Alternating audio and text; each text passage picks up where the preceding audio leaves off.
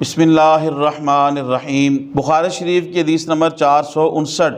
حضرت ام المومنین عائشہ صدیقہ رضی اللہ تعالیٰ عنہا فرماتی ہیں کہ جب سورہ بقرہ کی سود سے متعلق آیات نازل ہوئیں تو نبی صلی اللہ علیہ وسلم مسجد کی طرف تشریف لائے اور ان آیات کو لوگوں کے سامنے پڑھا۔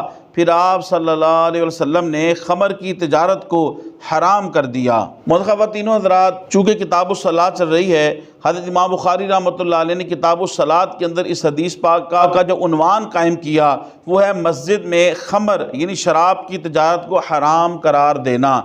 شراب حرام ہے اور اس کی تجارت بھی حرام ہے، لیکن خصوصیت کے ساتھ مسجد کے اندر اس کی تجارت کرنا یہ اور زیادہ برا ہے۔ یعنی ایک برا کام ہو، حرام کام ہو، اور پھر اللہ کے گھر پاکیزہ گھر کے اندر وہ حرام کام کیا جائے معاذ اللہ، تو یہ اور زیادہ اللہ تبارک و تعالیٰ اور اس کے رسول پاک صلی اللہ علیہ وسلم کو ناراض کرنے والی بات ہے۔ تو اس حدیث پاک کے اندر شراب کی حرمت اور اس کی تجارت، اور بالخصوص مسجد کے اندر اس کی تجارت کرنا، یہ حرام قرار دیا گیا ہے۔ محترم خواتین و حضرات، تبلیغ دین کی نیت سے حدیث شریف کے اس درس کو زیادہ سے زیادہ لوگوں تک پہنچانے کے لیے میرے اس ویڈیو کو شیئر کریں۔ اللہ پاک آپ کو جزائے خیر دے۔ السلام علیکم ورحمۃ اللہ وبرکاتہ۔